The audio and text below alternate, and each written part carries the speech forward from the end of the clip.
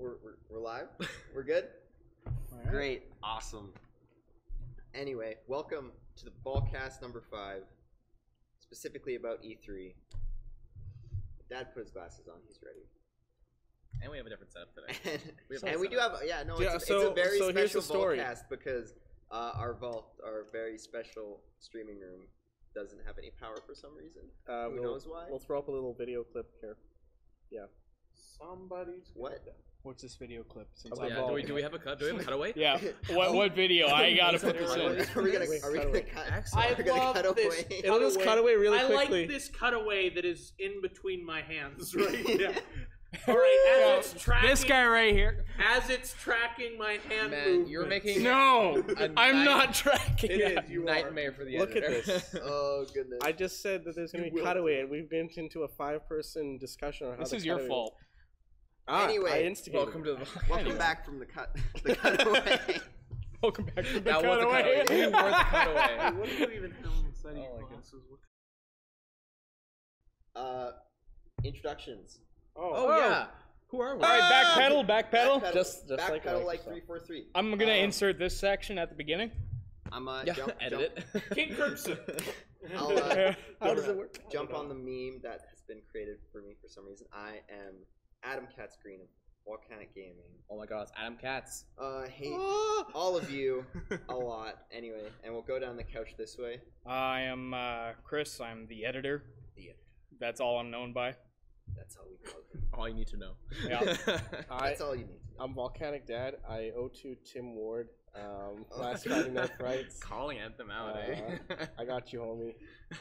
Get those glasses off. I'm just Odadog. Or call me Odie. That's the easiest. I just go by Odadog online because don't you hate it when like you need to get a username and like your wanted thing, your right? name. Your thing's taken. So you have to add something. And you don't want to add numbers. Yeah, add numbers are lame. So you're just like or like some stupid name, the like great uppercase or X, or like triple X exclamation or something like that. Underscore. Yeah, I'm gonna write your name like that, like uppercase, lowercase, Odie. Volcanic Optimus Prime, head event event coordinator, tournament organizer, and creator of the very amazing parody Kill Haha Kill. And apparently not that one. 80s superstar. So yeah, 89 subscribers. Woo! Rolling it back with one more away from 90. That's the right angle too. This is the right angle. That's anyway, we were talking about. All right, back to the room. It's Can 4. Oh, okay, Adam. Can 4. All right, let's go. Anyway, E3 2018 happened, and as I predicted, the good old biannual E3 thing happened. You know, 1 year super sick, next year kind of sucks. Next year super sick. This was the super sick year because we got to see a lot of stuff that we really wanted to see, and from everyone too. From everyone had something good. Really? And surprisingly, no like with that, like no new consoles really. Like, I mean, it's all just games, just content for whatever they have right now, which is the Switch and stuff. Is the PS4 and Xbox One? They're like came out like years old. No, that's but now they got their refreshes, right? They got the PS4 Pro and the One X was last year. Right? Yeah, basically the upgrade ones are pretty. They pretty much confirmed there's like another like Xbox. Microsoft, yeah, I know. There's new PlayStation station coming out at some point. So did they confirm that as well? I heard that in some place, like one of the guys. These are rumors. Sony. But the Xbox was confirmed. I don't know. Yeah, no, Xbox was confirmed. What's his face was like, yeah, our engineers are working on the next Xbox consoles. Our R&D is hard at work. Looking over at like the NVIDIA like posts and just like, all right, we're lower that down a few generations. So with the new Xbox consoles, like what new things do you guys think they will bring to Xbox? Nothing. You think they will just keep doing the same thing? Of just like this is Xbox. It'll go online. It can do Netflix things. Here's the thing. I don't think there's anything else they can really. But another thing Xbox really talked about was that whole like Play Pass, Play Anywhere kind of thing, where it's like right. They did talk about that. I think that they're gonna integrate some of that. So it means, right, it's sort of on the people don't know, NVIDIA is rolling out this cloud gaming thing that Play Anywhere thing is pretty much Xbox cloud gaming, where you can play on your phone, your console, your PC.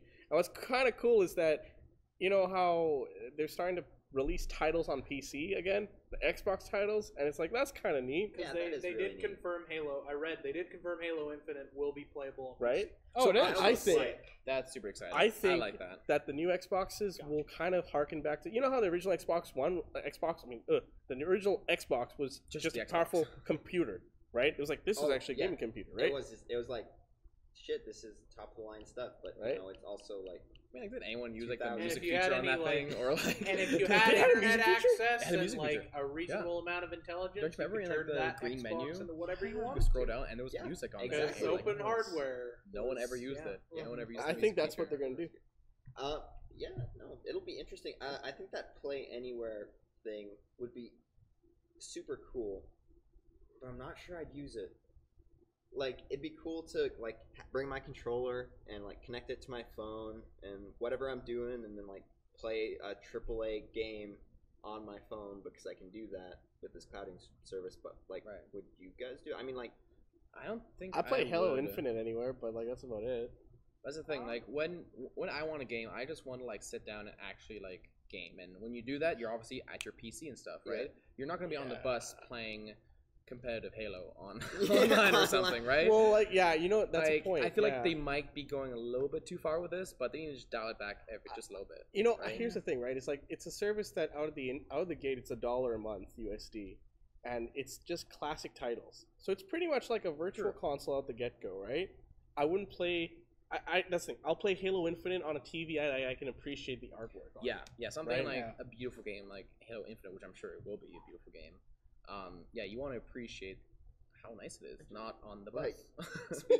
Speaking of Halo Infinite, was it just me, or did like in the trailer, just part of the graphics, some of the graphics just felt not as good as you think they should. I know exactly like where the rhinos. The rhinos. Oh my god!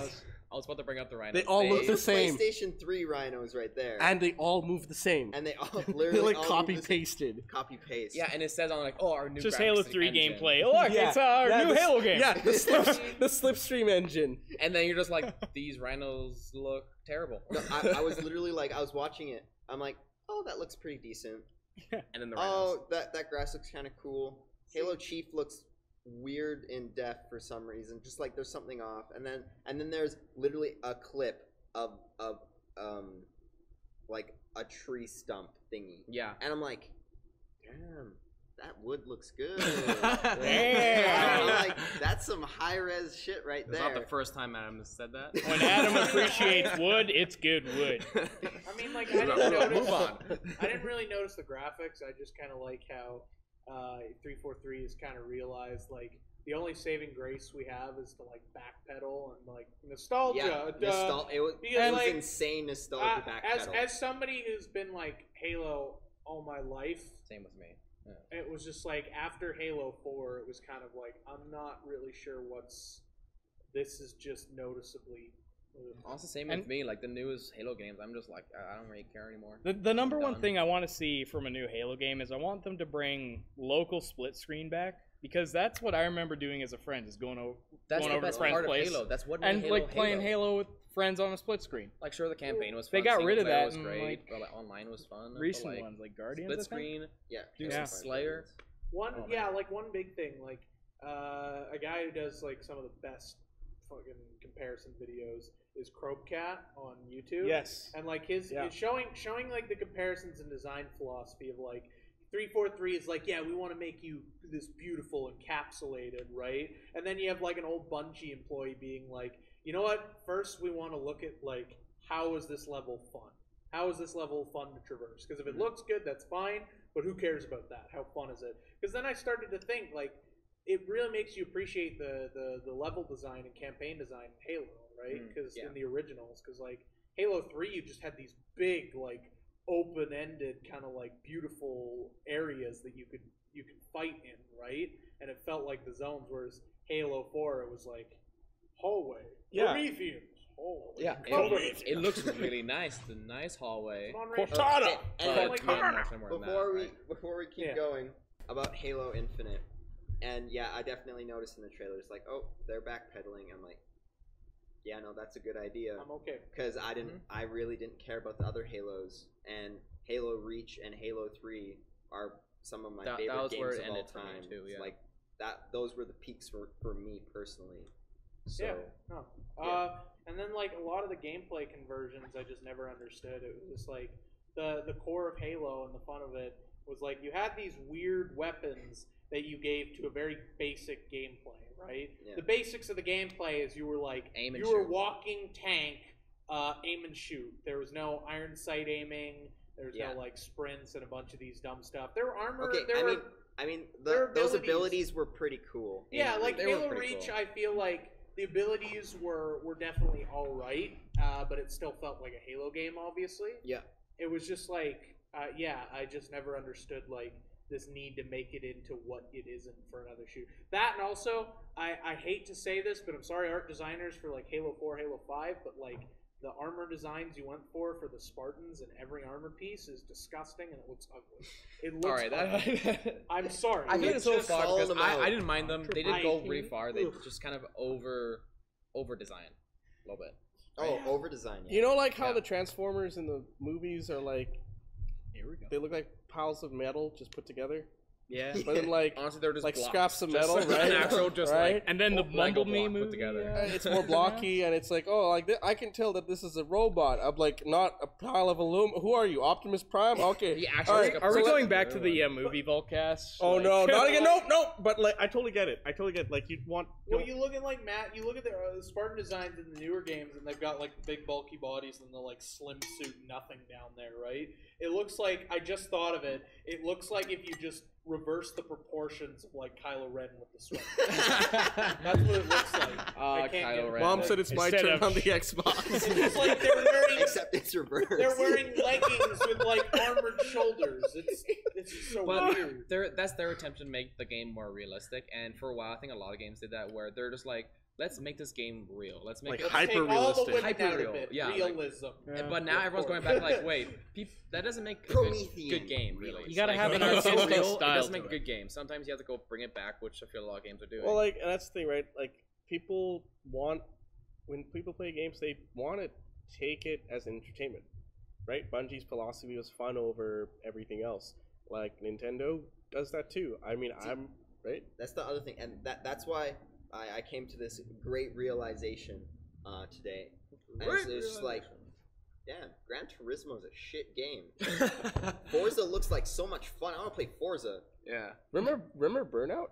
Dude, Burnout was so much fun. Right? That was my childhood. Where you're unrealistic AF. I mean, Burnout Paradise is getting remade or remastered. Really? Yeah.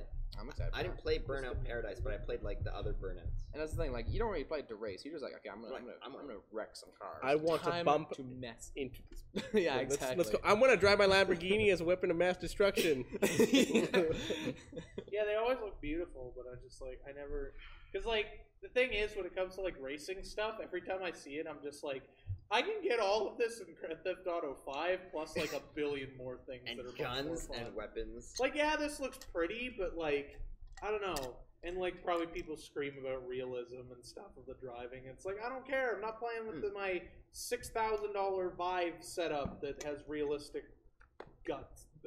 But also with I don't realistic guts. That's all he cares about. Just I want the realistic. It makes me want McDonald's while I'm driving. That's what they're trying. Oh my god, it's all a scam. They're all just trying to get us to buy McDonald's. Well, there we go. It was them all anyway, but the Forza gameplay at the E3 was actually kind of cool. I thought it was interesting. I know sometimes as a gamer I get these weird cravings like I want to race a car. And then, like, I don't have any racing games, so I go play Grand Theft Auto. And I drive around for, like, 4 hours. Yeah, but that's all you do in that game. But the gameplay looked interesting. It's kind of like a driving MMO sort of thing. Yeah. The Crew? Well, yeah. Yeah, they showed more about the Crew, too. The Crew, the sequel? The Crew, the sequel. Forza. The one we did not ask for? The Crew 3. I love that. I love that. When they were, like, they just, like, underhanded, they were just straight up, like, and... something we've all been waiting for. The Crew 2. You know, I'm gonna stop here. Last year, that's when they announced the Crew 2, and I remember watching that E3, And I'm gonna admit, I was waiting for another Splinter Cell game like I was this year. As you do. I'll hold my peace for that. Splinter Cell with you. But but last year they were like, oh yeah, so we have this game. It's part of our franchise. Everybody's been wanting one. And I was like, it's Splinter Cell. You're fucking. Everybody's been wanting. And the crew too. Ridge Racer. Oh, but wait, maybe they'll have like a Splinter Cell like skin for a car.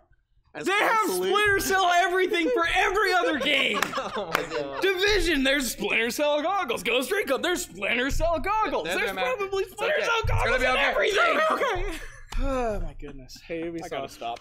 You're gonna give him an aneurysm. Just give him his game. You know, last year you said, oh, we're gonna bring Splinter Cell back somehow, and you do the same thing this year. I wonder how much the audio is clipping right there. Yeah, I know. It's gonna just. Hey, on the subject of great Ubisoft decisions, Assassin's Creed Odyssey. Oh, okay. All right. Let's discuss opinion. I think I have a lot to say about this actually. You do. Okay. It's like Let's start with you. The great fall of grace of Assassin's Creed. Oh. I watched it. Okay, I thought it was cool. It all looked cool. It looked like fun. The story looked somewhat interesting. It's a lot better than what they were doing before, right? With like really glitchy games that everybody complains about, shit like that. But it doesn't feel like. Maybe it's just there's no robes and stuff, but it doesn't feel like an Assassin's Creed game. Yeah. It now feels like super cool generic third person RPG fighter. Was there even a hidden blade in that game? Like shown at all? There was no hidden blade. Well, so and it's like an iconic thing for Assassin's Creed, right? And like I feel like they're just using Assassin's Creed marketing, like, oh, it's an Assassin's Creed game. Well, it's not really. It's just like some generic fighting game, right? It's supposed to be it's supposed to be like.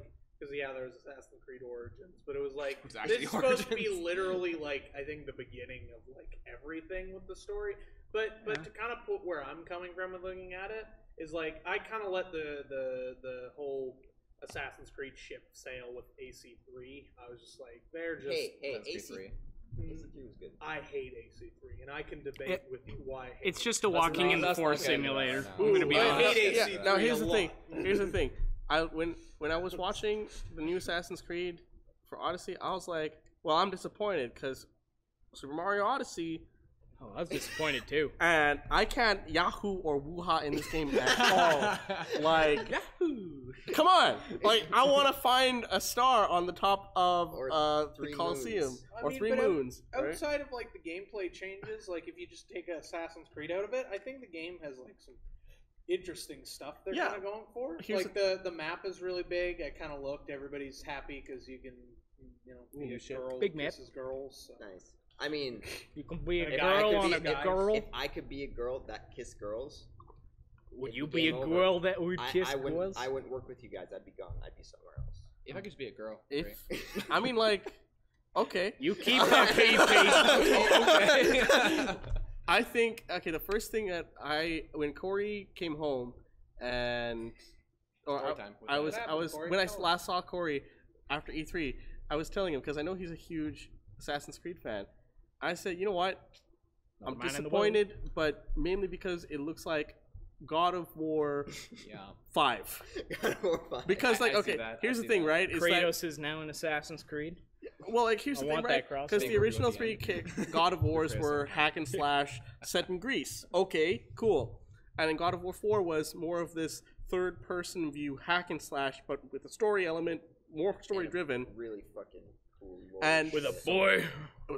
And then Assassin's Creed 5 is okay. Let's take Greece, Sparta, that shit. Okay, and let's take third-person fighting, hack and slash. Okay. You know, they should have named the game just 300. The game. And that's the thing, right? It just looks like a generic Greek fighting simulator. But I mean, a really cool Greek. They showed gameplay of like doing the whole thing from 300. Just Yeah, the gameplay doesn't look like too bad. I think like overall it seems like a very interesting game in terms of like the scope that they're looking for. I mean, I know it's a Ubisoft game, so generally speaking, it's not going to work for the first 3 months. Yeah. And it's going to be an empty, bland open world. And yeah, they're gonna somehow be able to screw up on the best NVIDIA hardware that money can buy because. Honestly, I think like we've been kind of just putting this game down more and more. We're just like, this is what's wrong with it. This is why it's bad. We are putting it down, but we're putting it down in the sense of Assassin's Creed and Assassin's Creed Legacy and playing like Assassin's Creed 1 and Assassin's Creed 2 Brotherhood and Revelations was fine. I played it. I had fun with it. It was all right. And personally, for me, Assassin's Creed 3. What was everybody's first Assassin's Creed game? 2. 2 was my 2, first. and I think it's the best one. Yeah, 2 is mine as well. Oh, absolutely. I started right the first one, beat the first one. It was great. You guys haven't played Assassin's Creed for the Nintendo DS Alterous Chronicles.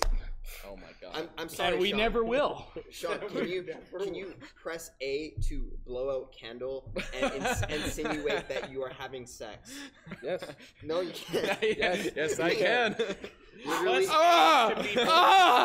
literally the opening of Assassin's Creed 2. Oh my god. You just tapped the screen. But back on like the new Assassin's Creed, I think the best way to look at it is that not to look at it as an Assassin's Creed game, as just a good fighting game. I think it would just be a great game.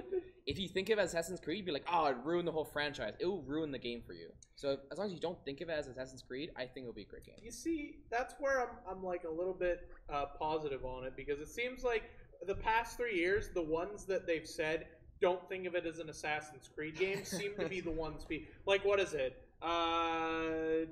With AC4 came out and they were like, all right, full pirate game, and people were like, oh, just don't think of it an AC game, and everybody loves Black Flag. Then the layers and layers of crap that nobody wanted to talk about. Then Origins came out and a lot of people generally liked it. It's like, oh, don't think of it as Assassin's Creed game. And it's like, just go away from Assassin's Creed. We'll make better Assassin's Creeds.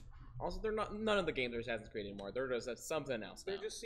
They're gonna make Assassin's Creed Racing at some point. Assassin's Creed. I would play the crap out of that game. I've never felt more out of touch with the game series than when I played like Syndicate on your computer. I was Syndicate, and it was like letting me play it, and there was so much that was just like, I can just press a button to like rub the wall and stuff. It was like 6 things. It felt like it felt like Splinter Cell, right? Like honestly, you did some Splinter Cell, bro. It kind of felt like. No, I'm not saying Splinter Cell's bad. It's just like it felt more like Splinter Cell with all the options. I think that Odyssey will be a chance for Ubisoft to have another attempt at breaking away from the stigmatization of being an Assassin's Creed game post AC3. I think that Black Flag actually was. I loved it. I enjoyed it. I think being a pirate was freaking great, and they refined the ship mechanics from AC3. That being said, it's hit and miss with a lot of Assassin's Creed games after AC3 and after Black Flag, and I think that this is a chance for them to push gameplay. I don't want them to push narrative. I don't want them to look at the suffrage of women in Egypt. What do you mean by pushing narrative? Like, as in, we want good narrative, or we want to just be like break boundaries with our narrative? Like we're gonna no. Here's the thing, right? It's like, oh, you can play a woman.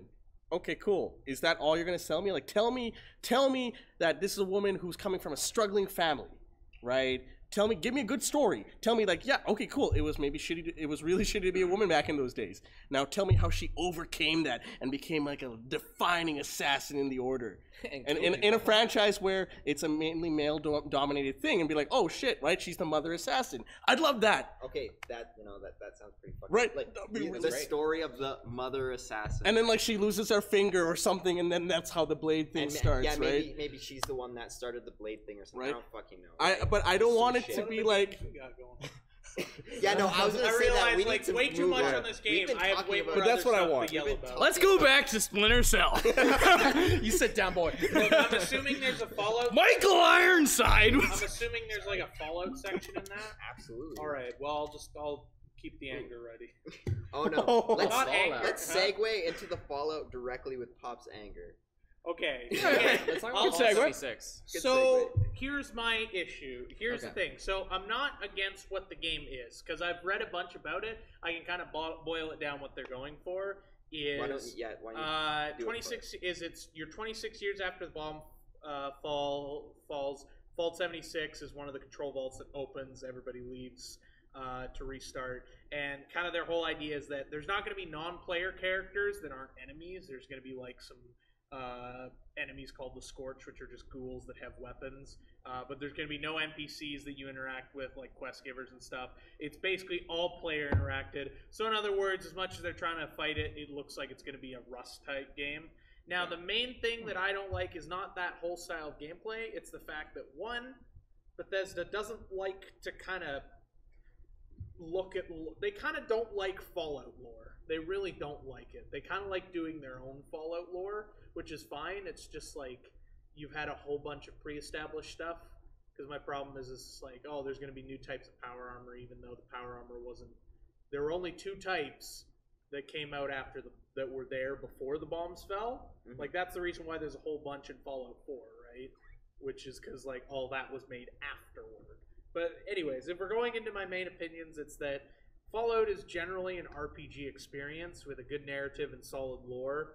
And I think Bethesda has, like, kept that up. And even solid choices. Even with some of the miscomings of Fallout 4, because there's a lot of issues with the narrative. But now it just kind of seems that that's all flown the coop. And it's not really an RPG experience. They're like, oh, you're making your own stories. Nothing's going to be impactful in the narrative. There's no NPCs. And it's just like, it just kind of feels like... They're really trying something new with this game. Which I'm fine with. Which, like, they're trying to bring the element of being able to play multiplayer in Fallout, which is simply, like, it's not really heard of. And I think it would be a really good way of going about it. I just find this is a weird way of doing it. Cutting out NPCs at everything. It's weird. It is really weird, and I like, this is just speculation, but maybe I can kind of see where they're coming from in this, because as someone who likes to think of himself as a creator, whatever. A lot of thoughts I have sometimes about things I think would be cool. It's like, hey, what if I did this thing, but what if I try to take one of the main elements of this thing for sake of something else, for sake of aesthetic or being different or whatever? What if I take it out? Yeah. And what if I take that out and I can still make this interesting and fun? I can still make this a product, that somebody would want and somebody would have a good time with, and that I would be proud of personally. And maybe that's kind of what they're trying to do with this Fallout, because they're obviously taking out things that are Fallout. That's things you do in Fallout. You go talk to NPCs, you make choices, you pick out of 4 boxes, you say shit, right? I think one of the things that really bugs me is just mostly the setting, because it's like, it's in West Virginia, and like if you really look at the trailers, it almost looks like a kind of like apocalypse mod for like Fallout, or for like Far Cry 5. Like, it's really jarring, because there's so much nature and everything, and their excuse is like, oh, it's in West Virginia, so not a lot of bombs fell there. And it's like, there were like how to put into perspective lore-wise, because I'm a nerd. In New Vegas, 120 nuclear warheads were fired at Las Vegas alone. 120. That's how many bombs were fired. It's like, because if you look at like the year 2077 and you think about currently as we are with our nuclear armaments, and then you picture a future where that has ramped up to a Cold War times 11 and how many bombs there are, that's like, I don't really see how West Virginia could be like a safe haven. And this is 26 years after the bombs fell too, and it's like, yeah, no trees died. It's like, miss me with that bomb shit. Like, what? With that, like, it causes like nuclear winter pretty much, and like with that, nothing can survive on Earth. Wait, like, no, at least isn't nuclear winter a myth though? A myth? No. I'm pretty sure scientifically it's a myth. Well, it's Fallout, whatever. Maybe it exists. It's very likely that if you get that much radiation in the atmosphere, I'm pretty sure it will cause I feel like I watched a nuclear winter. I feel like I watched a video that debunked this. Debunked nuclear winter? Yeah, it's like, yeah, no, it's just kind of a thing that happens. Just because like it blocks out the clouds and then you don't get any sunlight. That's think the whole idea of it, besides right? that, irradiation. Irradiation. There's also all the new, like, I know a friend of mine who's extremely excited for the game, and I'm happy because he's positive about it. He's like that kind of guy who's like, I want to go find new things, I want to explore, right? It's like, that's cool. I'm really hoping they can find that experience in the game. Like, I'm not sitting here hoping the game's bad or saying it's going to be bad.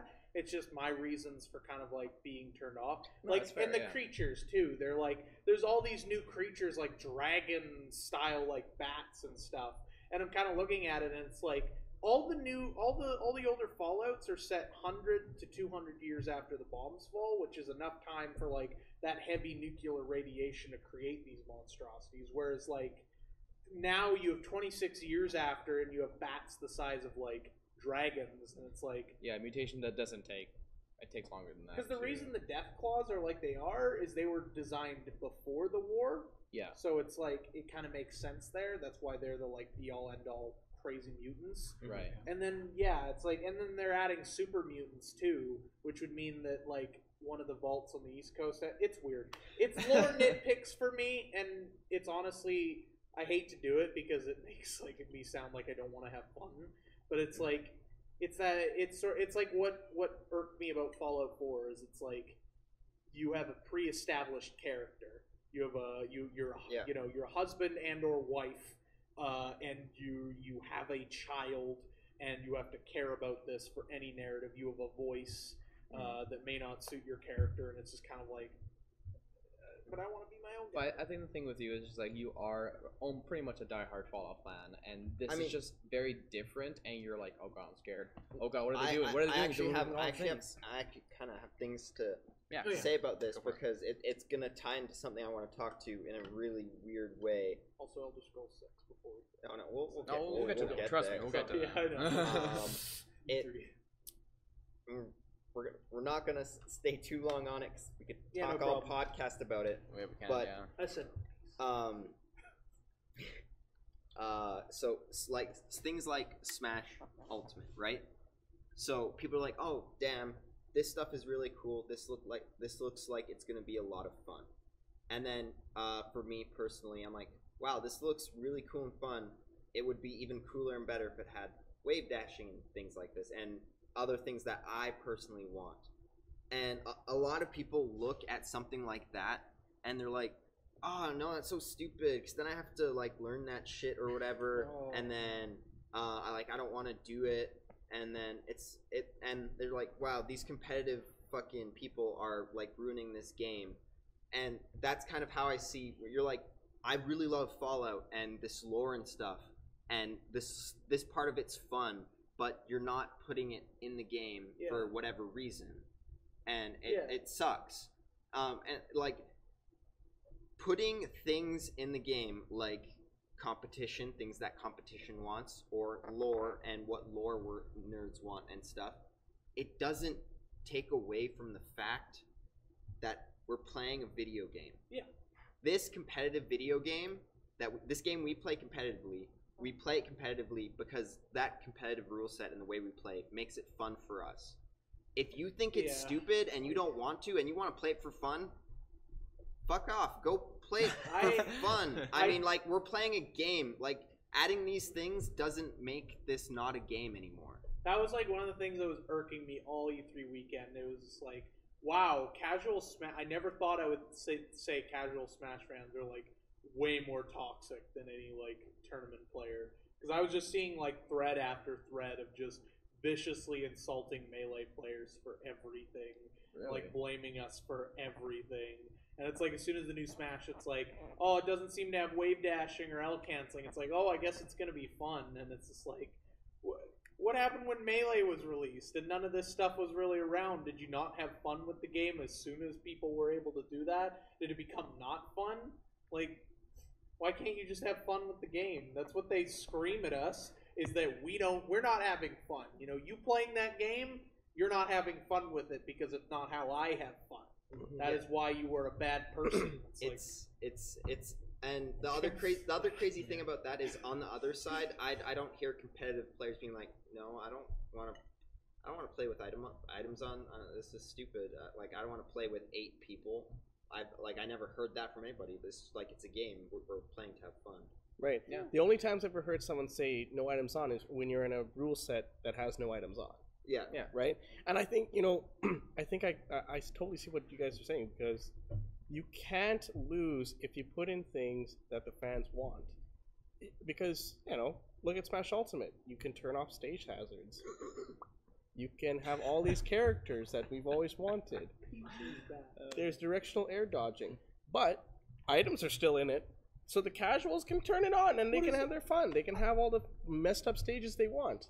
I guarantee you none of you casual players who are I'm gonna say something. I guarantee none of you fucking casual players probably saw that black hole item and knew that's a reference. That is a reference to the black hole glitch in Melee.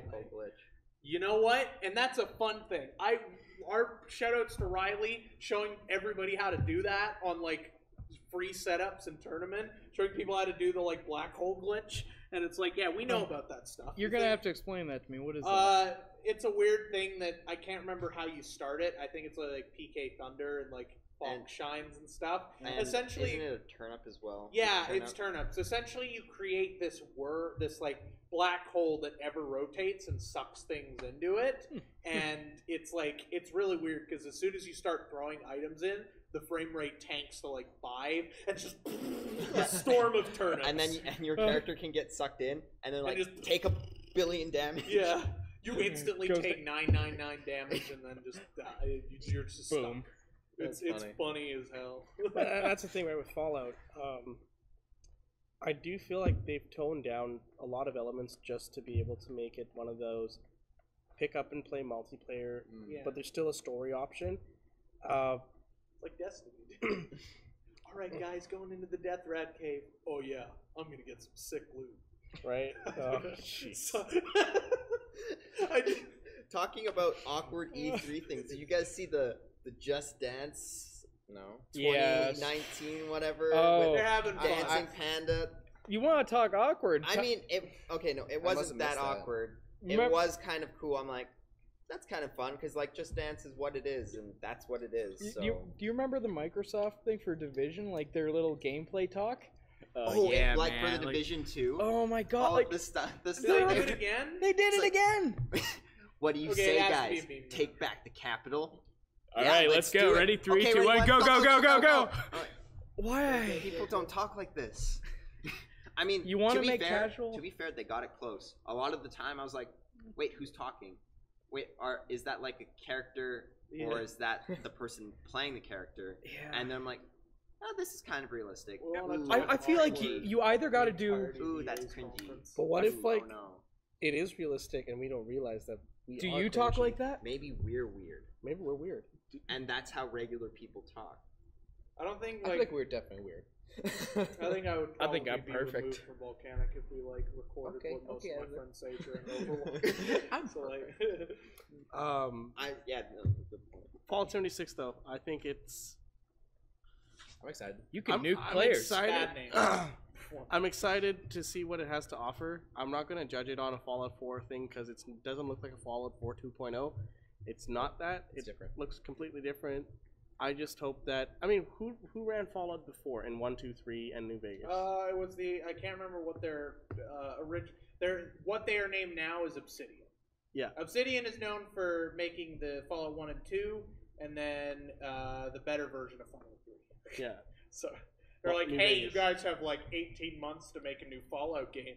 Go ahead and try. And then they just made like something wild better. In every way that is regarded as like the best Fallout game, even. And I think good old Todd. I tried turning them on. Oh, try turning them on. Some of them don't turn on. I think it might also be linked to the vault.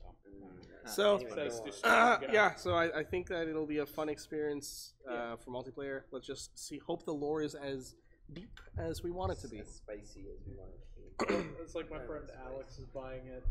Not our Alex, but another friend Alex. He's just like, we've been complaining about the same stuff because he's diehard Fallout everything, and he's like, I'm still gonna buy it because I have a thing for owning every Fallout game, even like one that's on the PS2.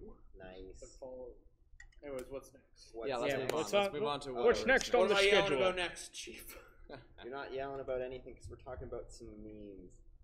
I love memes. One of the oldest memes in the book, at least for me, when I was kind of started getting into the internet, was Battletoads.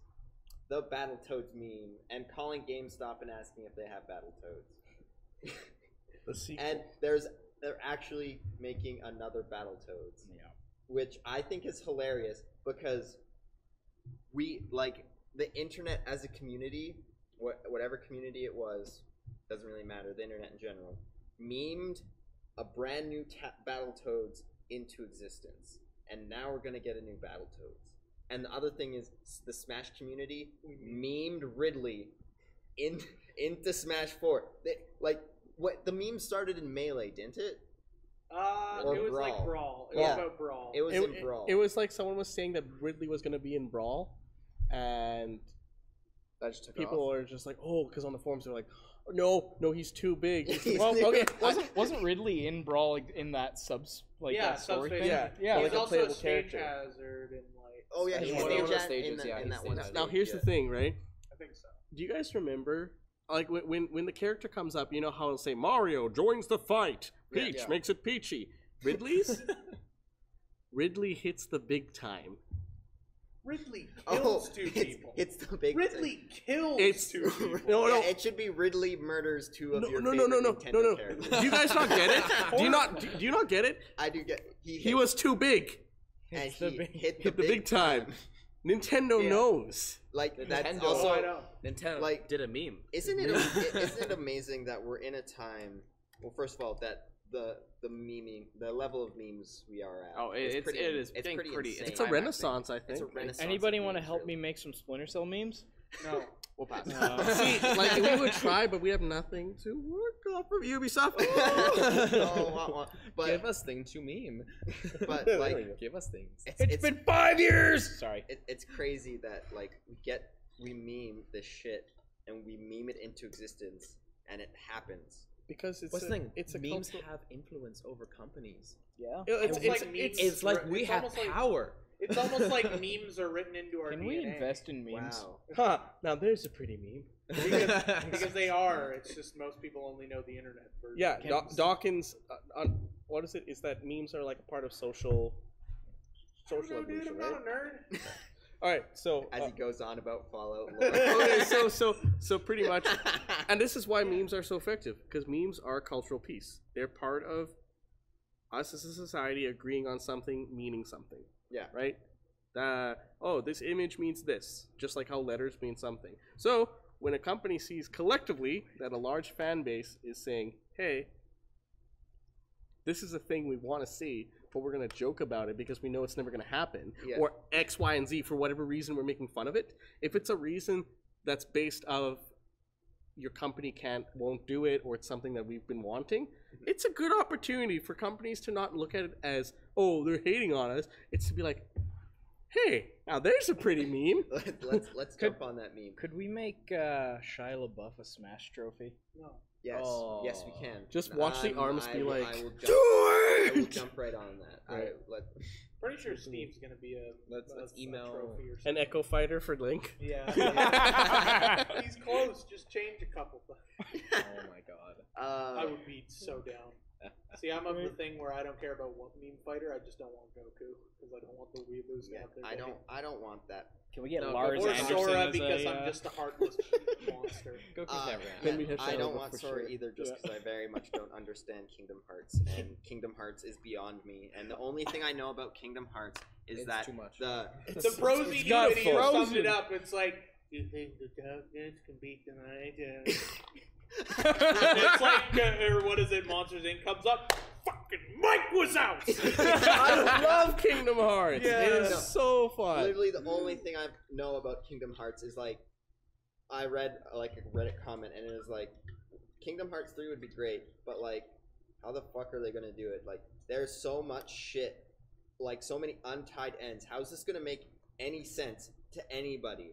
That's all I know. I don't even know. Like, we might as well not even get started. I played the first Kingdom Hearts. I was like, this is aight, and then I saw arguments being like, well, Kingdom Hearts 1 was like the best of the series, and I was like, what? This is the best thing it can offer. I don't even want to touch the other ones.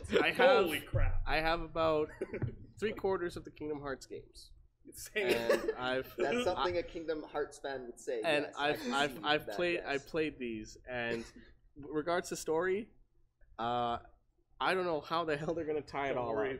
Don't worry about it. I don't think we will worry about it because it's Disney, right? All you gotta say is, and they live happily. Honestly, Squeenix will find a stupid way that'll make nobody happy to explain it. So don't worry. Oh, maybe we get to choose what color the world blows up in. We could do that. We could do that again. Yeah, red, green, blue. I like the green. That would actually be hilarious. There's the Kingdom Hearts. It did like something similar to that. I was like, oh no. I'd go with green. Again.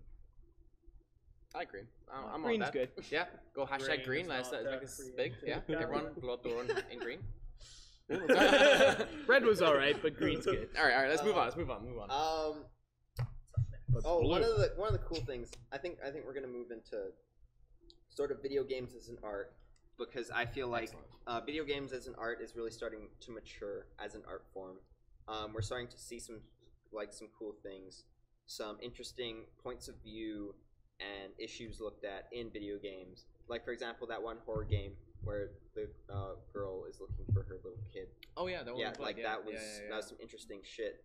But like in a purely aesthetic part of art, the way the Cyberpunk 2077 was introduced, I was like, oh my god, that's a real command line.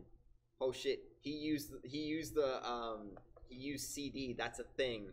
And then all the other stuff kept going, and it looked like a terminal. I'm like, oh shit, that's really cool. I'm like, oh, everything's glitching out. I'm like, yeah, something's happening now. Yeah. And then they showed us the trailer, and it was really, I thought it was really cool. Me too. And I'm kind of interested as to why we haven't really gotten a game like this before. Because from what it looks like to me, it's gonna be like Grand Theft Auto on steroids in a cyberpunk world. They did release gameplay stuff. It's very much, or not gameplay. They didn't show footage. But there was in the back stuff. There was a whole interview on like what is it? Because it's going to be first person.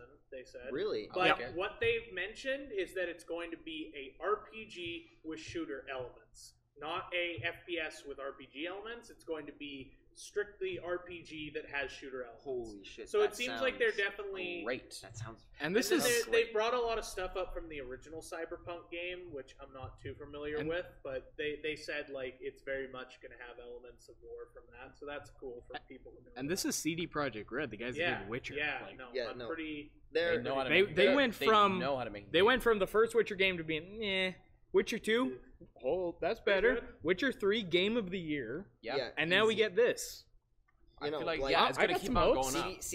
I mean, CD Projekt Red is one of the companies that the internet and people in general hold so high that they're like, yeah, no, I'm going to buy this game because I know it's going to be good because they do their fucking job and make a good game. But we might also be holding them up at a high standard that they might not be able to make it. What they said that was really interesting that I thought was so unique is like, you know how Witcher was like, what is it, vertically, horizontally big, which like I believe it was horizontally large. Horizontally big. Sorry, sometimes I get confused. So how Witcher 3 is horizontally big, they said that it's going to be comparable to that, only vertically. Yeah, so like think Judge Dredd, think the Super Center thing. You're gonna be able to go into those. Oh, okay. So like Judge where you know about the hidden message, right?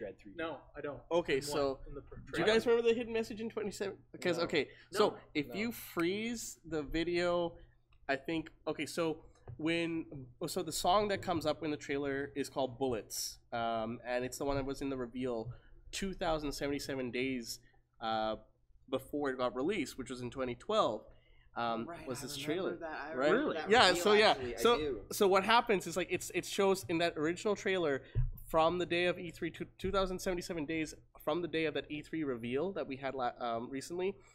It just shows this woman, this cybernetic woman, having bullets grazing her skin and stuff like that, and then she gets taken into a police car, and then she gets turned into a police agent, kind of thing, right? So while that music's going and all the screens are going red and crazy and the command line goes, there's a screen that says #Cyberpunk 2077, and then when you freeze it, and the reason I remember this because I actually saw that. I saw it when I was going by. This is what it's E3 demo and it shows us stuff. No, in the background it says this. This actual message, part of the text is actual words. Yeah, it says in the background, it's been over 2,077 days since we announced our plan to develop Cyberpunk 2077. We released a CGI trailer, gave some interviews, and went dark. Normal procedure for these kind of things. You know, you announce the game, you shut up, you roll your sleeves up, you get to work. We wanted to give you The Witcher 3 in both expansions first. That's why we waited. It goes on to say that they concluded a couple games, and they chose to remain silent because they wanted to make decisions on how they were going to show us this game. They wanted to really make it this new experience. They realized that we've been waiting a long time for this, and that they wanted to pay off. So it says, to the point, today's the day. If you're seeing this, it means you saw the trailer. Our vision for Cyberpunk, an alternative version of the future where America is in pieces, mega corporations control all aspects of civilized life, and gangs rule the rest. Like the Judge Dredd kind of thing, right? That's Element. And while this world is full of adrenaline, don't let the car chases and guns mislead you. Cyberpunk 2077 is a true player, story-driven RPG. You'll be able to create your own character, and well, you'll get to know the rest of what we show at our booth at E3. Be on the lookout for previews. Before we finish, you probably have some questions. When we told you we would only release the game when it's ready, we meant it. We're definitely much closer to a release date than we were back then. It's still not the time to confirm anything, so patience is still required. Quality is the only thing that drives us. It is the beauty of being an independent studio and your own publisher. How big? Seriously big, but to be honest, we have no bloody clue at this point in time.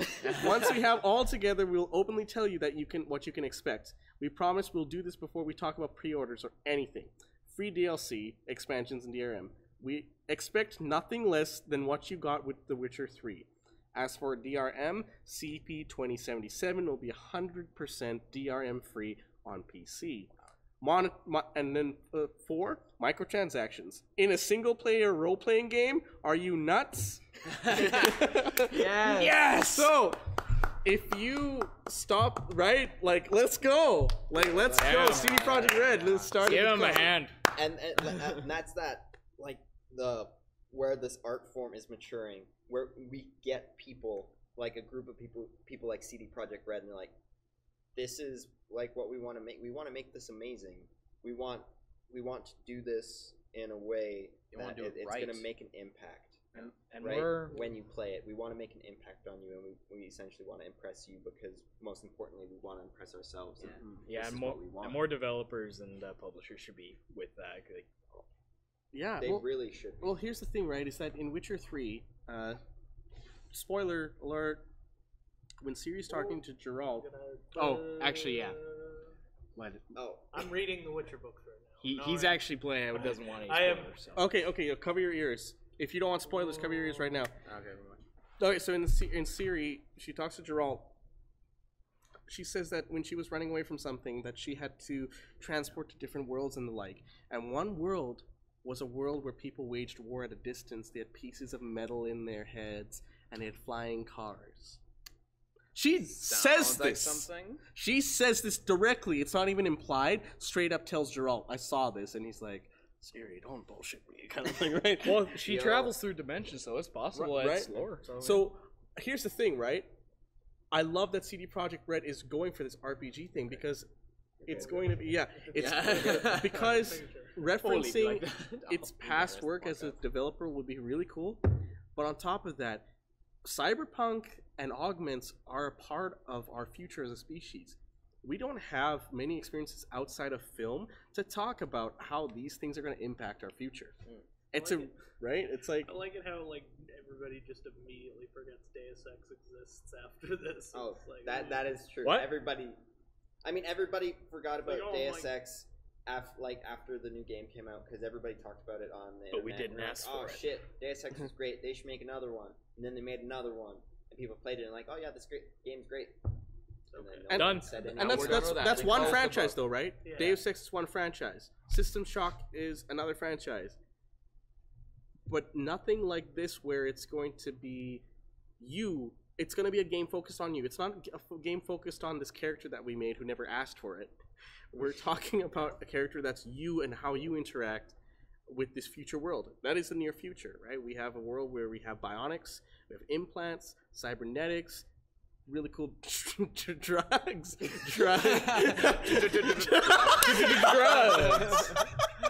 Slow-mo. But yeah, so that's why I think this game's going to be off the fucking hook. And it going back to your original point of the art form, I think it's going to be one of those games that really classify gaming as an advanced art form now. Yeah, no, definitely. Actually, I just want to transition there. The EA press conference they did. I know I'm going to bring it there, but their EA originals, like how last year they did A Way Out, they brought like 2 more there. I forget what they're called, but one's like... isn't one the... Like you're going to... football, but it's like a story game? I don't know. They did that once the other time. I remember that last E3.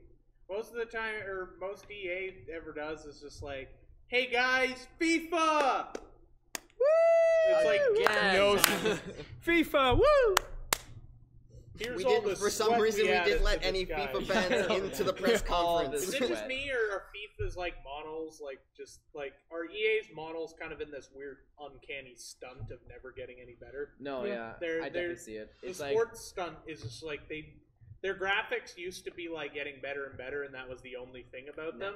And now it's just like they're kind of like wrestling games, where they've hit that uncanny like tip where it's like they can't do anymore. They can't do better because they're not going to take any time to do better. They got to get it out in a year. Right. Yeah, right. And then they got to start on the next one. Yeah. And that's another thing I wanted to bring up is like, you look at those companies and how they're rushing and they're not paying any attention. They don't care about quality.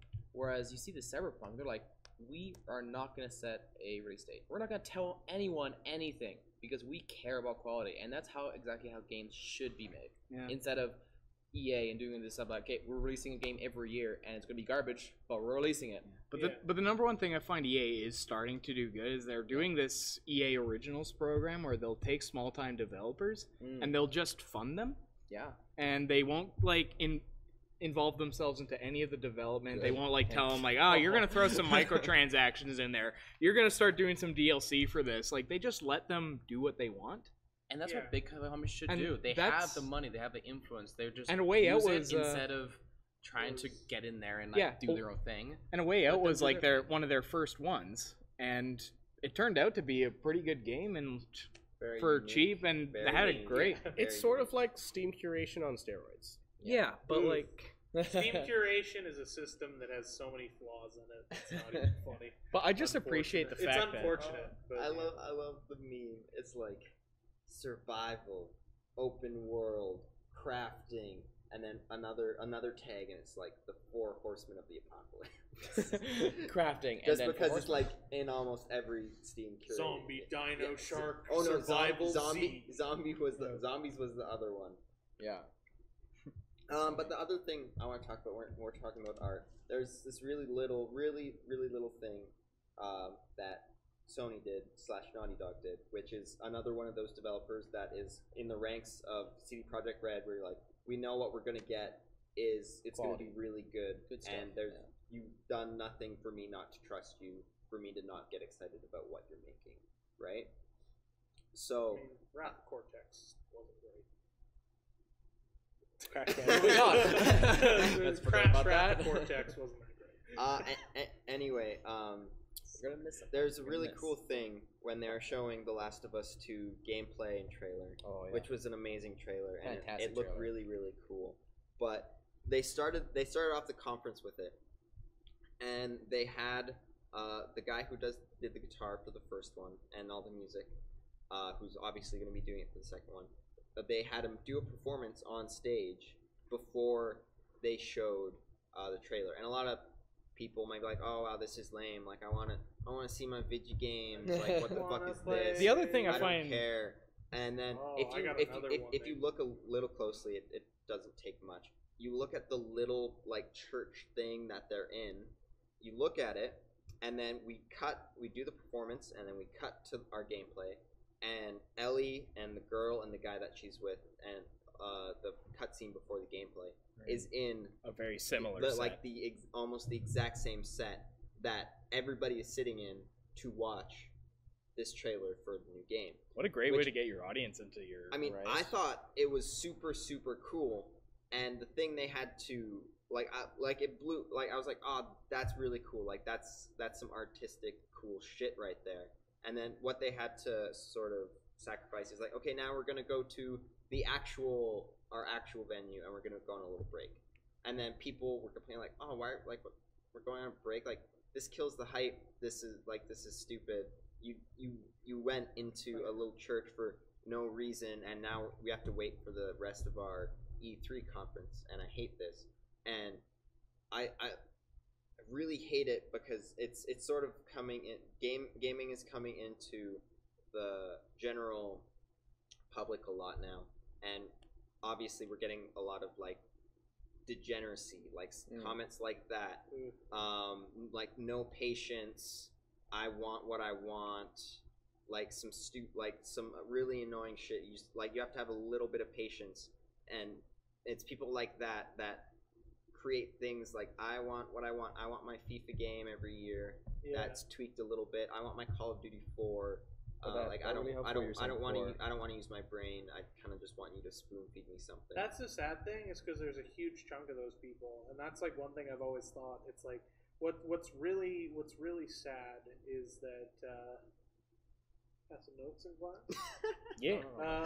What's really kind of sad is like those people who are there are huge numbers of them that buy the yearly Call of Duty and the yearly FIFA, and that's all they want to play, and that's what they play for, right? They don't even play many other video games. The problem with them is that because they're so massively gonna buy this stuff, they show that like what's dangerous is they don't know any better, and they don't care that they're being exploited. Because they're only ever gonna play Call of Duty, they're okay with them being like, all right, $120 if you actually want all of the content on release. It's like buying. You think that comes with zombies? Zombies is 60, dude. Yeah, that's the thing. It's like buying Bud Light every single time. It's like, yeah, it's a beer. We drink it just because we drink it. That's the only reason. But you have to realize, like, there's like craft beer. There's an art form to this type of stuff. There's an art to liquor. There's different stuff to try and to experience, right? Yeah, exactly. And people have to realize that gaming is an art. It's a way to tell a story. And the other thing is, like, there's nothing wrong with drinking Bud Light. No, we don't mind Bud Light. Like you don't mind Bud Light. I don't mind. Like I love the FIFA Street games. I love playing those games. They're fun. I love playing like NHL 18 with my dad, and he loves that, and it's something we do together, and it's great. And like I even play it just by myself sometimes, because that was one of the games I played as a kid in. Like, it's a good time. It's just like, it's an unfortunate circumstance that it controls so much of the market. Yeah. So then it influences so much of the market. Well, and it's the whole thing of doing what's tested and true, and then just kind of doing your own thing. And more times often than not, if a developer tries to do something that's truly bold, not taking away the headphone jack kind of bold, but actually like that is bold. That is that's a different kind of bold. But yes, go on. I'm insane. Sorry. Yeah. Okay. I think you're making Corey squirm. But what I was saying is that it's a system that feeds itself, right? We have a hand that's feeding the same kind of crap to a user base that's used to it, that's become cynical and kind of apathetic at majority of saying, all right, we're expecting shit, and shit's all we're gonna get, so I guess we better be ready. Like when E3 rolls around, everyone's expecting it on the off year to suck. Like 2019, automatically we know it's gonna be a suck year. Probably won't be that right? And that's an expectation, and it's the whole thing, right? It's expectation. There's expectation of, I want my game like this, and I want it now. It's like when you go to the fast food establishment and you're getting mad at the person who's working there that they're taking forever to make your fries, and the Big Mac doesn't look the same way as it was advertised. Well, here's the thing. The people who made the decision to market that Big Mac as juicy and succulent as it was, with the airbrush and a little bit of painting, that's not the same person who's giving you the fries. Same thing in the game industry, right? The bigwigs who make these big decisions say, okay, so we're going to have a release day a year from now in Q4, and it's going to have a budget of $1.9 million, and we'll put 50% of the budget in marketing. And the R&D's like, Okay, so how much are we getting? All right, so like you nerds are good at this stuff, so we'll give you 30% of the 1.9 million budget after we do the tax cuts and everything. Okay, so then the studios are like, oh shit, now we're on a tight budget. We need to make this happen. And we have a predetermined timeline. Yeah. We need to make it happen by this time. Yeah. And that's the thing, right? You know what's really a sad thing with that? Is I feel like that also is starting to encroach a lot on the more independent side. Yeah. Because now we see a lot of these independent developers who are getting kind of like, I can't, the word's escaping me. Like they feel that they deserve like more respect for everything, but like not to crap on indie developers. I love indie developers. It's just like more and more I see these games that just come out. They're crowdfunded and they never get finished, or they come out unfinished. They're not what they promised. Ukulele Mighty Number 9. Oh yeah, Mighty Number 9. It will come out one day. It's a perfect example of that's DayZ. Yeah. Oh yeah, DayZ as well. And then what is it? People who are technically independent developers, like with PlayerUnknown, right? Yeah. And it's just like, you haven't finished your game, and now all of a sudden you're just trying to sue everybody left and right. Well, and that's the thing is that blew up, and you decided to stop making your game and sue everybody. Entitlement is what's going to be the. It's always been this thing with gamers and the game industry. Gamers want their game a certain way, and they feel they're entitled to their little piece of heaven, and game developers feel that they are entitled to make their game the way they want to. So, what happens is that you have an industry that breeds this type of mentality, that breeds this type of apathetic, entitled, and toxic mentality, in which where the product is expected to suck before the time the product's announced, because we know that we're going to pay for shit. So that when a gem like CD Projekt Red comes along, or Nintendo's like, hey, we're going to listen to you guys and do shit, it's like, whoa, this is supposed to blow my expectations. But that's not a standard that we hold the gaming industry to anymore. There's so much money in it, right? Exactly, right? It is one of the, it's like top 3, top 4 most valuable industries in the entire world. And then, video games. And that's the thing, right? Is that with an industry so valuable, an industry that saying it's too big to fail, and that's exactly what gaming has become. It's too big to fail. We're never going to see a 1984 or 85 crash of the video game market because the Atari decided to sink, right? If Sony went bankrupt, they'd find a way to get a lender and stuff. What I'm saying is that the solution is going to have to be that more developers and more programs have to realize that they have to start emulating what's making these successful studios successful. Things like games that are saying, listen, we're not telling you shit until our game's done. It's alpha and beta. We're not going to give you a pre-order until we know this game is finished, or to an extent finished. We're not going to give you 80% of the game, and we're also not going to make you expect that you're going to be burnt from it. Because the last thing you need is someone who's ordering the Big Mac and knows it's shitty, but they're paying $120 for a Big Mac. See, for a $5 meal, that's fine. That's negligible. You're like, okay, it'll be out of my system in 3 days. But you've spent $120. 3 days. What kind of Big Mac do you get? Love of God, make good PC ports. Right? And that's the thing, right? Make good PC ports too, please. But then you put that investment, you put the $100 investment, because games are expensive now. And the margins are really good in the gaming industry. People are going to get mad, and people are going to get cynical. So, message to you guys, game developers, before we go on. We beat this topic on the head, and I'm going to close this off because we need to move on. Take note. People are watching. EA, look what happened to your loot box stuff. CD Projekt Red, you're doing great. Lead the industry, and that's the thing. I love you. That's it. We just don't want you guys to fuck up and break our hearts. But they won't. We love video games. Because as I said, they're in the upper echelon of... Shut up, jaded gamer. Fuck out my podcast. He said it! How to ruin everything. Step 1. Refer to something somebody likes as okay. They're okay. They're okay. They're fine. What's our next thing? That's okay. What's our next thing? When can I talk about the From Software game? Oh.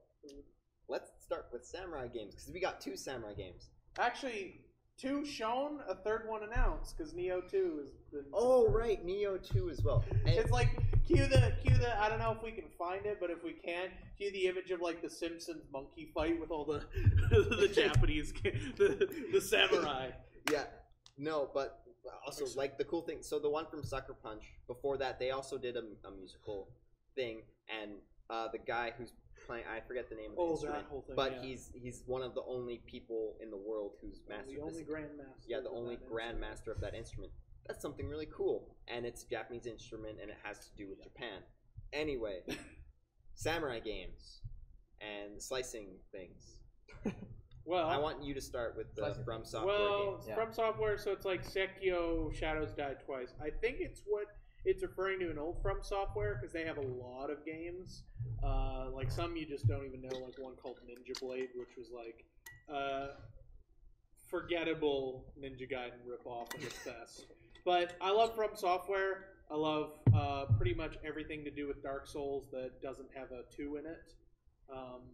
And when I was looking at this, everybody was like thinking Bloodborne 2, and it's like they kind of did because the reason everybody loved Bloodborne and why they liked it even as opposed to the Soul games, even if they didn't like Dark Souls 1, 2, and 3, is because it had a lot more fast combat, right? There's weapon transforming, there were guns, it was a lot more involved, but it still had generally the difficulty of Dark Souls. Exactly, it kept the Dark rewarding Souls, game, the essence of the Dark rewarding. Souls. I don't even want to say difficulty because at this point, beating Dark Souls is not. Once you kind of figure it out, it's like more of a fun, enriching experience rather than like a hard one because you just learn how to exploit the game. But as I was saying, so like with this new one, I'm just looking over it, and they've added so much elements. Like there's a jump button now. That sounds dumb. I know that sounds crazy. Big. You can jump, but for a game like that, and if you think about it, with how many games don't really have a dedicated jump button anymore that are third person, it's kind of like interesting to think about. Right? Like, think of any third-person action game from, like, Ubisoft, and then think about jumping. We're just not used to it. We're not used to it, especially with Dark Souls and Bloodborne. But, so, like, with Dark Souls, Uncharted, there's not really there's, like, a grappling hook now. Kind of. Climbing. It seems like they're very much going for an open sort of... Like, what is it? The aesthetic, everybody's saying, like, Samurai Jack. I think that it very closely resembles Afro Samurai's kind of I think world. It's more Afro Samurai. Yeah, it's like this kind of like heavy metal kind of techie samurai game. You have like this weird limb with an axe in it. Mm-hmm. But honestly, I'm just looking at it and it's like you really are giving us the Japanese Dark Souls. But unlike Neo, which, not to discredit Neo, it was just more of like it had a lot of weapon styles, but it was generally just a Dark Souls game. Whereas with this one, it's like, we're not even doing it like a Bloodborne game. It's just, you can fly around, there's dodging, there's grappling hooks, and you grapple onto the bosses and swing around them. That's cool. It's crazy, and it's I love Dark Souls on steroids. Yeah. And in Japan. It's the Dark Souls of Dark Souls, Japanese Dark Souls. But that's great. What I'm excited about. I'm super hyped. But I like it because there's that room for the two of them, I think. Because there's that one, and then there's the Sucker Punch one, which I'm not going to lie, I don't know anything about at the current moment. Yeah, no. I know that it's supposed to be a dedicated, like, RPG. Yeah, it looked pretty cool. It looked more... Interface. So it looked more Dark Souls-y than the new From Software game. There's more like angling your sword and stuff like that. That's cool. I like that. So like Mountain Blade. And like... Well, I guess for all the people now, it'd be like Kingdom Come Deliverance. But it's more than that. It's more fluid and actiony. So and like... It's third... I got your Mountain Blade reference. So like Mountain Blade. Shout out to Jax the Axeman, still waiting for Warband 2. For Bannerlord, for Bannerlord, still waiting. There was some like beautiful stuff in the Sucker Punch game too. Like there was a duel between two samurai after they like saved this person, and the chick turns on the dude and like, oh shit, guess we're doing this. And there's like I don't know if they were cherry blossoms. It was a maple tree. It was a maple tree. It was, Just have the EA commentary to that. Oh, I'm getting out my katana. All right, let's take back the capital.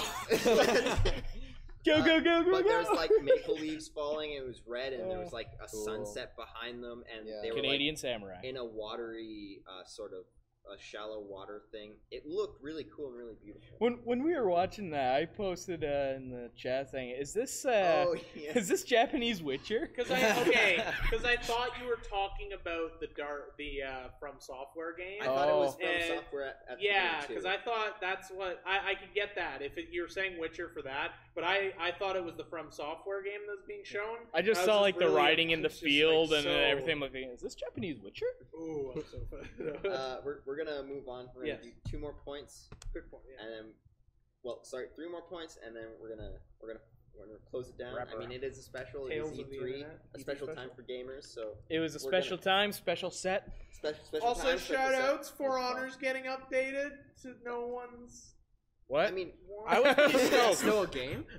Oh yeah, because guess what? They're like, hey guys, dedicated servers. The game's going free to play, and we have Chinese warriors now.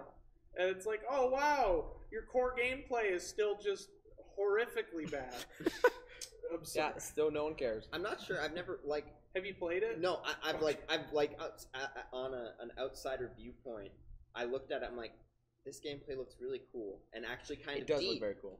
But I'm guessing you've played it, so what you I know played better it, I've heard a lot me. of bad things about it. Yeah. So many bad things. Because I did play it. I was super hyped, and then I got into the beta, right? I got into the beta. Nice. Now, it was really popular with Dark Souls players because a lot of them knew, like, the footsies to push people off the ledge. It's a big thing.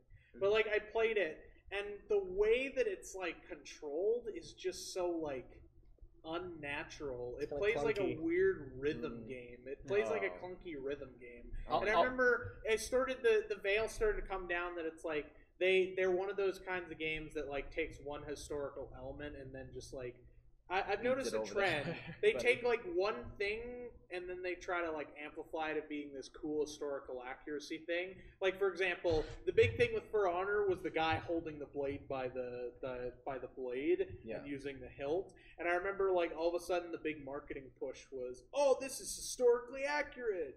And it's like, but at the same time, like that doesn't make a good game. Why do they Just care? being historically accurate, that's a nice little like tidbit. Like I really like when games like just add this very small thing like onto a huge game. They put a lot like attention to the small detail on top of a good game. Yeah. But you need the good game. No, you really need the good. Really need the good game. And also, like, I hate to break it to people who like because I'm pretty sure that the largest For Honor mode is like 4v4. The rest is just NPCs. It's not like big battles. Yeah. It's just like you go around. I mean, it's almost like a MOBA. You're just farming mods, and then you find like an enemy player.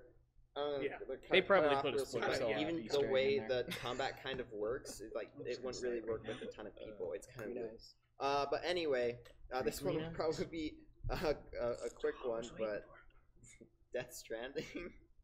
We still don't know what it's about. It's so funny because I was was that a weird trailer? Yeah, no, like that's the baby. The baby. Oh, yeah, I really want to know what's up with that. I was like, I was really excited because we saw the first trailer, and I'm like, oh, what the fuck is this? And then the next one came out. But at the same time, it was like standing. It was like, oh my god, I'll put that image. The meme. Oh my god, Hideo Kojima, thank you, you saved my life. And it's like, you're welcome. And it's like, I what the fuck is that? But I'm like, yes, I'll take it. And Hideo Kojima comes on the stage and is like, I don't understand either. Okay, help me. This is a cry for help. You see why I'm so excited? I lost track. I'm so excited. I don't know what it's about, and I really like that kind of like, it really mystery, is weird, and I really love that. But what I am also fearing is that because it's Kojima Unchained, the fact that Guillermo del Toro himself said he didn't really understand what the game was about. Yeah. That kind of, it's like, that's kind of scary. And Guillermo del Toro, am I going to figure it out? What kind of movies has he produced again? But from what I gathered, the gameplay seems to be a lot of like it's kind of a delivery sort of thing. Alex is here. Why? We're streaming. We're in a podcast. Anyways, continue. We're almost He can wait. No, he can. Anyway, so it's backpack walking simulator. You can get really big backpacks. Tell them to be quiet. So I'm excited for really big backpack. Really big in the backpacks. weird game with the whole thing and the really, little and like doing really. The thing that then I'm not looking forward. Walking over the really dangerous like bridge. I'm not a bridge. I'm just this metal thing, but I have my huge ass backpack, which should make this not possible for me to get over this. And the baby? And a baby. The baby that like listens to you? You can't forget the baby. Because like the shadow things were there, and it was just like, hey, you tap the glass, and he points, and the baby's just like, huh? the baby's like, I'm too hungover for this shit. I can't. I'm literally swimming in my beer. I'm swimming, and he's just like, you know what, Norman Reedus, I like you. You know what, Daryl? Here you go. I'm going back to sleep. Like the new thing, because they finally showed what makes the handprints, right? And it's showing these weird people suspended by umbilical cords with like hands. It's like, oh my goodness. Okay, I just kind of realized. Have you guys ever heard of an anime or manga called Ajin?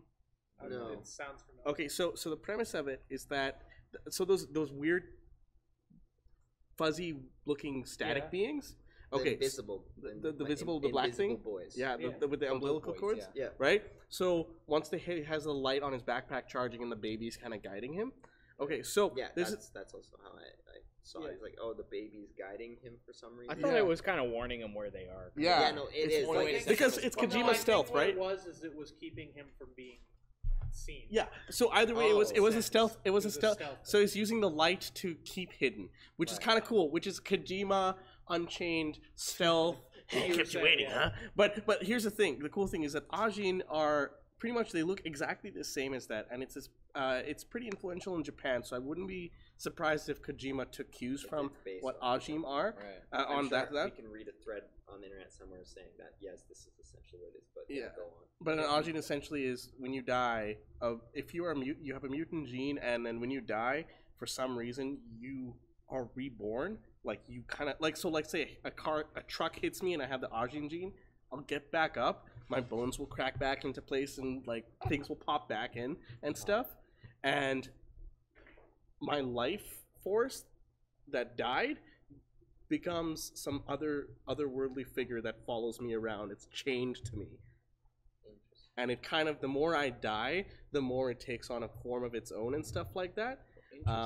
But because I definitely recommend you watch it because it's really cool. I'll read it.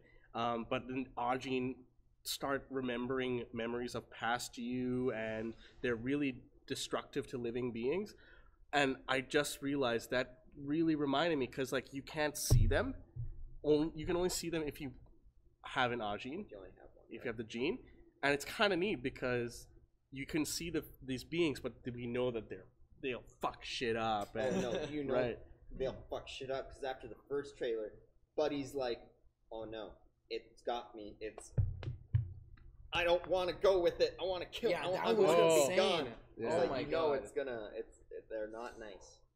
Or the like nice boys. Isn't Mads Mikkelsen in it too? Yep. Yeah. He's that came villain? He has Question mark? that came out of nowhere. Yeah, he's been confirmed he's the antagonist. Okay. The antagonist.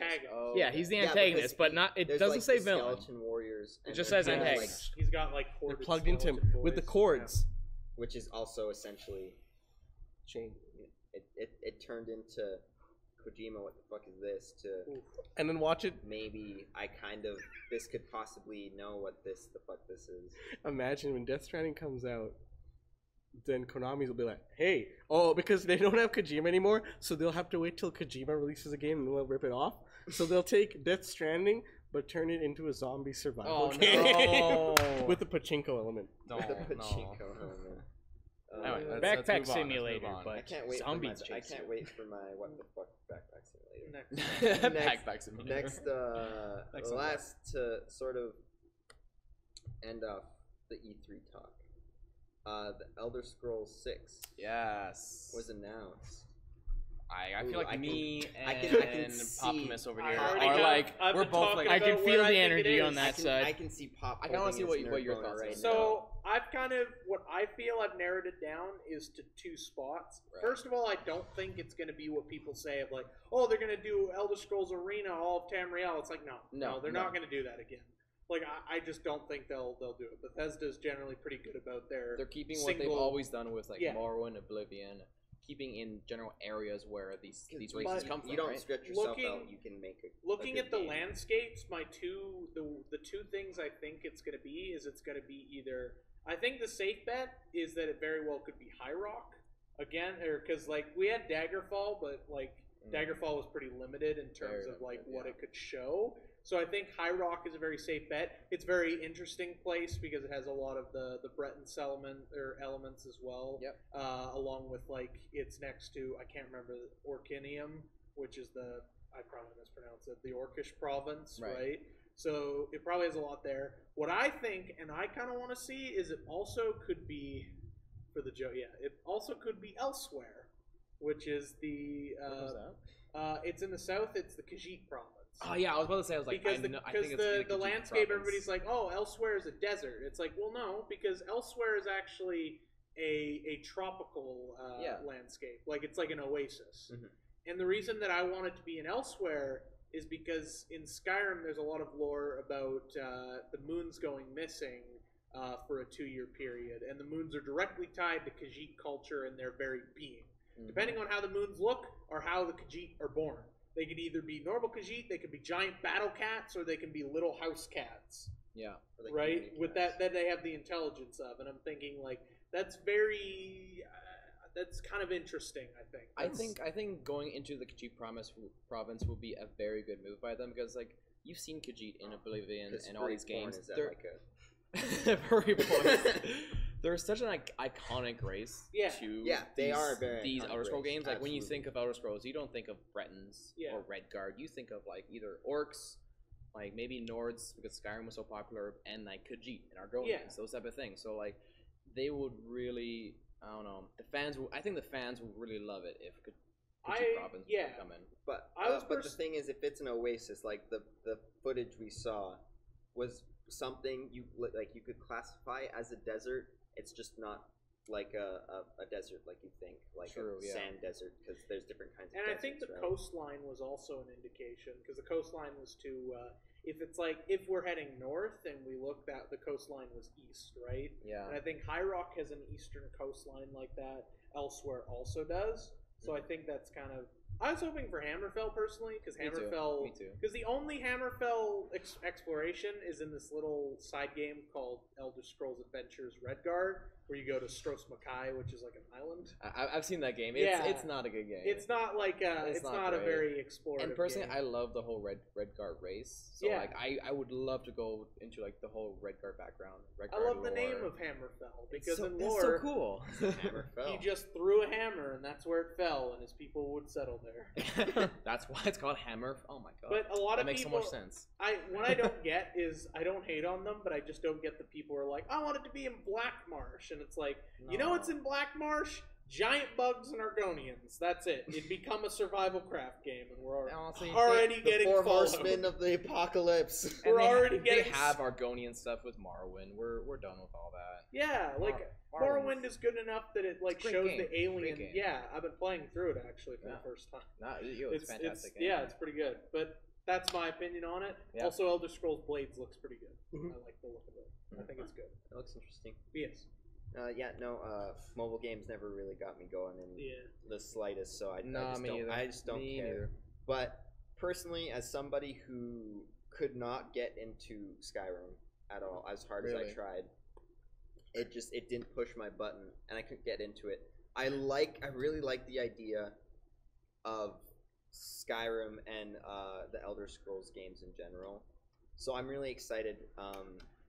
Because this is another opportunity for them to pull me in to something that I know so many other people love, and it looks like a good, fun thing to do, right? So that's kind of the way I see this Elder Scrolls reveal. But did they say any dates or anything? Nope. No, I don't think so. They just showed a trailer or teaser, and that's it. They just but also another thing, so glad that they're not doing Elder Scrolls Online anymore, or like they're not doing another MMO. Like they're not doing another expansion. They're not just doing. They're not just expanding after expanding. I'm pretty sure they're still supporting it, but they're actually making another like Skyrim-like game because Skyrim was a huge success. I still play it. People still play it years after you can play it on your toaster or your fridge. I've never played it. You get it on your Switch. You own it. So like, I own it. It makes no sense. I know that. I don't know why they made it's online. It's because he had to be. We finally had to buy him Skyrim because we play D&D and reference Skyrim all the time. And I was just sitting there going, what? Skyrim's great. Yeah. I still need to play it. I think that it has a good opportunity to, because I think that generally speaking, Bethesda has shown, because Elder Scrolls is their very roots. Yeah. And they've definitely tried a lot of, like, everybody poo-poos Skyrim for like down, like. I think the only reason people poo-poo Skyrim is because like it's an older game and it's starting to lose. Like it's just not holding up. Also they keep stuffing it places they don't want to be. Well, a lot of it has to be that they're dumbing it down from older Elder. What the fuck are you doing there? Skyrim's everywhere, man. It's gonna get you. It's hiding under your bed. I remember that guy. The older, oh god. A lot of problems people have is the older Elder Scrolls have a lot more like details in certain areas, and Skyrim kind of like dumbs that down just a bit. But I still think that like generally Bethesda has shown a solid game. Like if you look at what they've done, like. Name me any video, like almost any video game world, and compare that to Daggerfall's mess of a world, and like, because Daggerfall is like, what is it? They did a map comparison of the size of Daggerfall. If you put all of the maps of all the 3D Elder Scrolls games together, based on their sizes, and then you compared them with the map of Daggerfall, it's a couple pixels in comparison. Daggerfall, Daggerfall has I think it has one of, if not the biggest map in any video game. A lot of it's like a whole lot of nothing. Unfortunately, unfortunately, it's a lot of bad. Daggerfall. It has its good parts. Has its moments. It's definitely one of those. It's like if you want to get lost in a world that anything could happen because it's procedurally generated, save for a few specific cities and like a main quest line that you can screw up by doing anything wrong. It's only one of those type of games that like you only play if you're a huge Elder Scrolls fan. Or you grew up with it. You grew up with it. Yeah. You don't play it because it's a good game, because it's not really. It's really not, but you go for like the lore, like the old Fallouts, they hold up. I can play Fallout 1 and it was like I was playing and I was like, wow, this is like hard and kind of confusing, but this is fun. You go and look at like Arena, it's like, this just screams like, ooh, DOS. It hurts DOS. It hurts my soul. DOS. Ooh. Anyway, all right. It's abhorrent to look at. I'm sorry. I just want to bring up one other story that we had happen a couple weeks ago. No. As much as I do want to go into there, I'm going to refrain. Hey, I didn't even go into Smash. Let's stay off Smash. So last Friday Night Fights, I came here, Corey was sitting with me, and we were just sitting in the corner, and this guy kind of just like stumbles in, and we're just like, he's just standing there holding a coffee. The guy looks like he just came off the street, and just kind of stands there, looks, turns over to us, and we're like, oh no, here we go. And he's like, oh, so what are you guys doing here? Like, I see a bunch of games. Yeah, can you fix PCs? Like, my PC has got like all that stuff. I play lots of games on it. Like, I play the Skyrim. Did he say Skyrim? Yeah, Skyrim. No, did he say Skyrim? Skyrim. And he's like, it's like I didn't buy it though. Like, I got it from like these Russian hackers. Oh my god, yes. He went. Oh yeah, because there's the thing, right? I see him stumble in. I'm like, oh, I gotta protect my kids. Yeah, me and Corey were sitting there. We're just kind of going like, dude. And I just walk. I'm like, oh hey, you gotta have a membership for this. It's like, oh, I'll buy a membership right now. Oh, we're chalk out. We're full. Next time we'll have do you want to buy? We do PayPal, debit, credit. Yeah, well, everything's down today. Because like, and I'm not trying to be classist or anything, and I mean I would be the last one to do that. But man, he did not look like the friendly off the street kind of guy. No, he looked like the off the street kind of guy who would probably chill here for a minute, steal some of our stuff because that's exactly what he wanted to do. It looked like if we asked him to leave, he'd pull a gun on us. Yeah. And so that's the thing, right? Is that he was like, "Can I just stay for a bit?" I'm like, "No, this is a private function." Yeah, private function. I need to use your bathroom. Oh, that was funny. I have no bladder. What?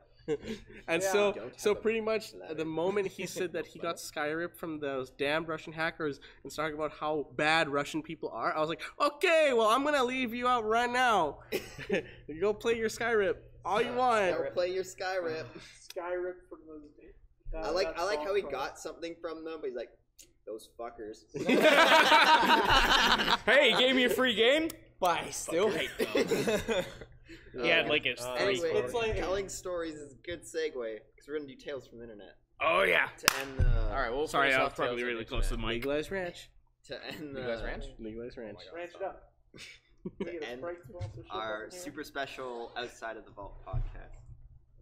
Anyway, so the theme for this Tales of the Internet is just essentially amazing comments on the internet, specifically Reddit, because I'm lazy and I didn't go anywhere else. But we're gonna look at some of the iconic and amazing Reddit comments that have been left on the internet. So this is from a Reddit user. Let me find his username here real quick. Tempto Tossum. Oh, I know. Tells a really interesting story. So, my last semester at a certain college, I was assaulted by a football player for walking where he was trying to drive. While unconscious on the ground, I lived a different life. I met a wonderful young lady. She made my heart skip and my face red. I pursued her for months and dispatched a few jerk boyfriends before I finally won her over. After 2 years, we got married, and almost immediately she bore me a daughter. I don't know why I said it that way. That was. I like it. Keep going. Keep going. I had a great job, and my wife didn't have to work outside of the house. When my daughter was 2, my wife bore me a son. My son was the joy of my life. I would walk into his room every morning before I left work and dot him on the head and my daughter. One day, while sitting on the couch, I noticed that the perspective of the lamp was odd, like inverted, but it was still in 3D. Just wrong. He goes in to describe the lamp, but I won't describe that to you. I was transfixed. I couldn't look away from it. I stayed up all night staring at it. The next morning, I didn't go to work. Something was just really wrong about this lamp. I stopped eating. I left the couch only to use the bathroom at first. Soon I stopped that too. I wasn't eating or drinking. I stared at the fucking lamp for 3 days before my wife got really worried. 3 days before it took she 3 got days. On the second day, it's just like. She had someone come and try to talk to me. By this time, my cognizance was breaking up and my wife was freaking out. She took the kids to her mother's house just before I had my epiphany. The lamp was not real. The house is not real.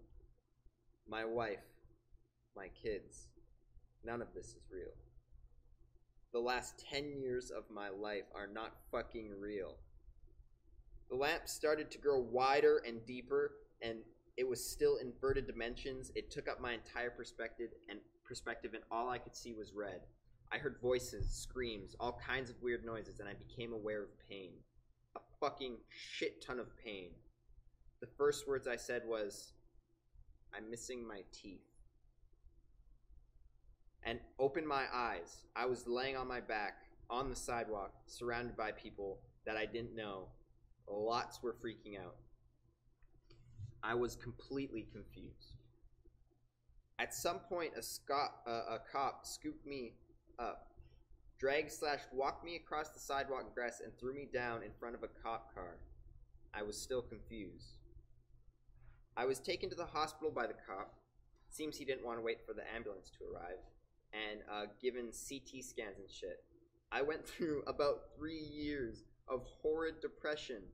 I was grieving the loss of my wife and children and dealing with the knowledge that they never existed. I was scared that I was going insane as I would cry myself to sleep, hoping I would see her in my dreams. I never have, but sometimes I see my son, usually just a glimpse, out of my peripheral. He is perpetually 5 years old, and I can never hear what he says. Wow. Hunter's out.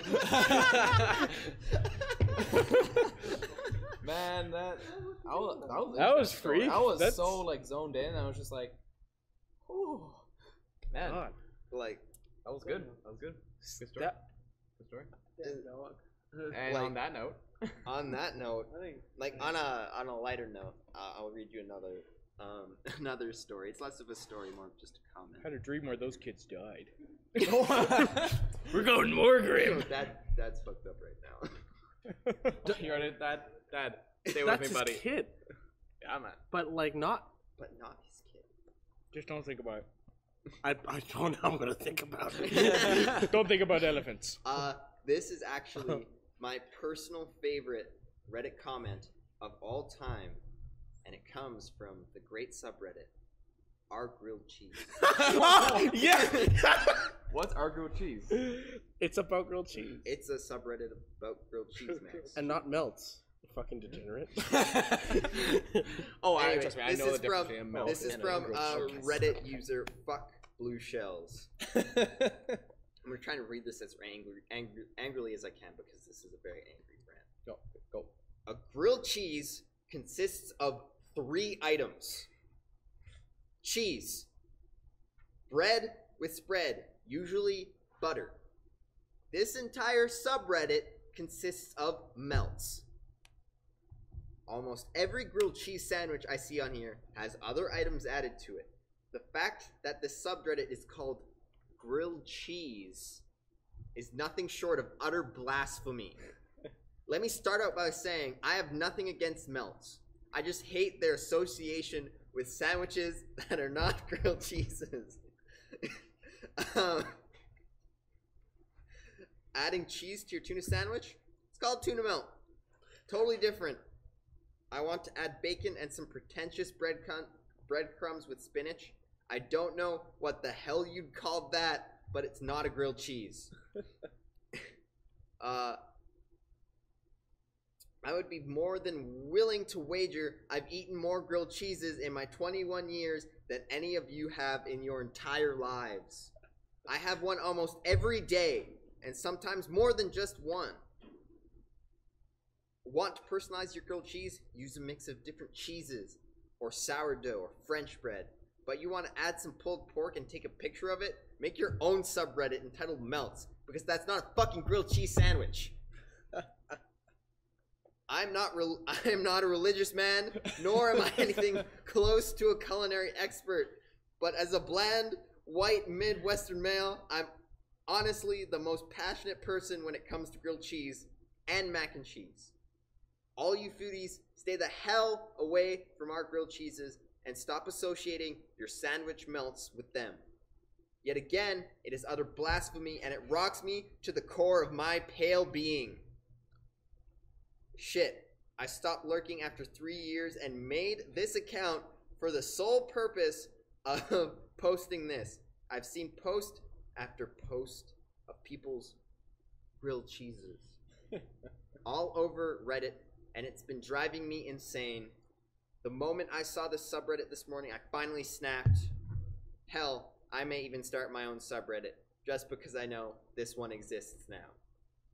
You goddamn heretics, respect the grilled cheese, and stop changing it into whatever you like, and love it for what it is, or make your damn melt sandwich and call it what it is. A melt. That's all I gotta say about that. Wow, that was... That man likes his grilled cheese. He's passionate. Like holy. That's one of the things I love about the internet is the pure passion about the littlest things. the best thing. So Michael Ironside and Splinter Cell. All right, we're done here. All right, thank you. So yeah, do you want to say anything? I just went through Fuck Blue Shell's Reddit account, and you actually? My good God, some highlights include. No. I know you just didn't talk shit about ketchup.